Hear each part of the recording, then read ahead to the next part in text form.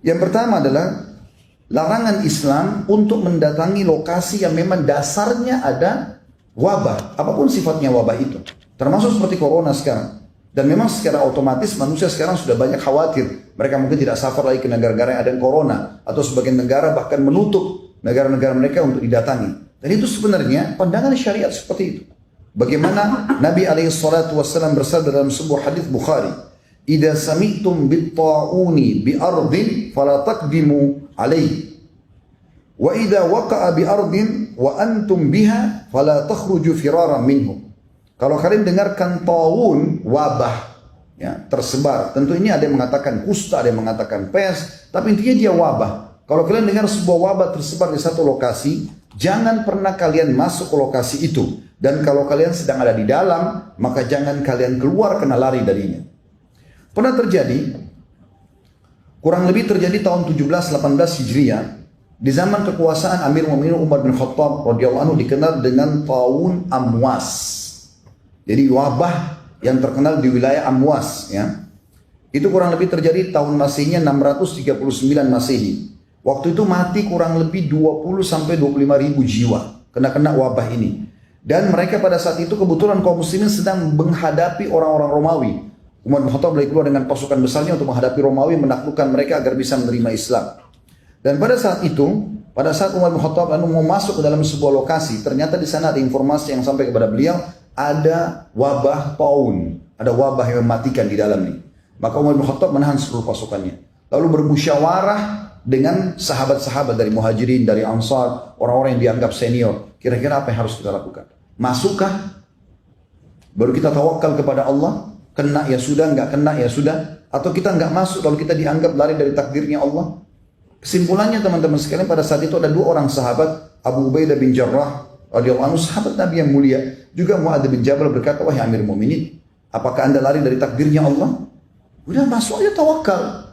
Lalu Umar bin Khattab menjawab, mengatakan, "Wahai Abu Ubaidah, kalau seandainya bukan kau yang ucapkan."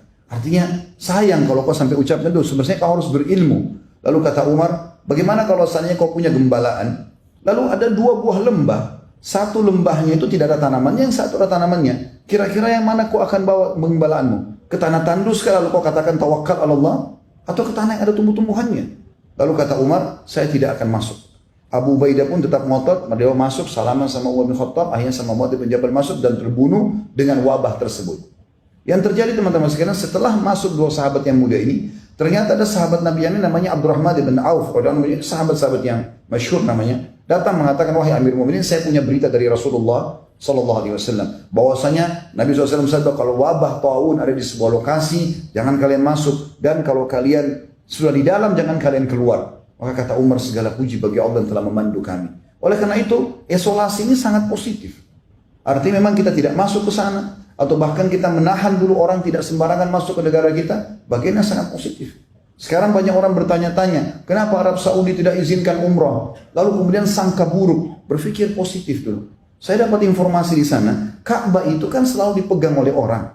Dan corona ini dari tangan orang bisa pindah langsung, pegangan orang saja sudah bisa pindah. Maka kalau dibuka umrah, bukan cuma bahaya bagi penduduk Saudi sendiri, bagi kaum muslimin. Berapa juta orang yang tawaf setiap hari, berapa banyak orang yang tawaf setiap hari, dan berapa banyak tersebar seluruh dunia penyakit ini. Maka ditutup. Dan penutupan umrah haji bukan baru sekarang. Sudah dalam sejarah Islam beberapa kali terjadi umrah haji tertutup. Tapi hal-hal terjadi karena peperangan, ada karena peribut antara kekuasaan dan segala macam hal. Jadi ini bukan hal yang baru. Apalagi ini hanya sementara waktu saja. Demi maslahat semuanya. Dan ini ada dalam syariat kita. Oleh karena itu teman-teman yang tidak punya ilmu jangan banyak berbicara. Akhirnya mendapatkan dosa. Juga dikatakan Ibnu Hajar rahimahullah tentang masalah ini. Beliau wafat tahun 852 Hijriah. Menjelaskan kalau larangan mendatangi tempat penyakit itu karena dikhawatirkan menular ke siapapun yang masuk wilayah itu. Dan larangan orang yang berada di wilayah tersebut keluar agar orang lain tidak terjangkit penyakit taun. Dan bukti bahwasanya ada penyakit yang menyebar, yang menular, kalau ada sebabnya tentunya. Misalnya kita sengaja interaksi dengan orang-orang yang kena penyakit menular. Maka ini ada dalilnya. Disebutkan dalam hadis Bukhari. Kata Nabi SAW, "La tadimun nadara ila majzumin." Jangan kalian terlalu banyak interaksi ataupun menatap orang yang kena wabah. kustak atau yang lainnya. Berarti memang ada sifat menular. Walaupun ada sabda Nabi SAW mengatakan la adwa, tidak ada penyakit menular, tapi maknanya la adwa tanpa sebab, bila sebab, harus ada sebabnya.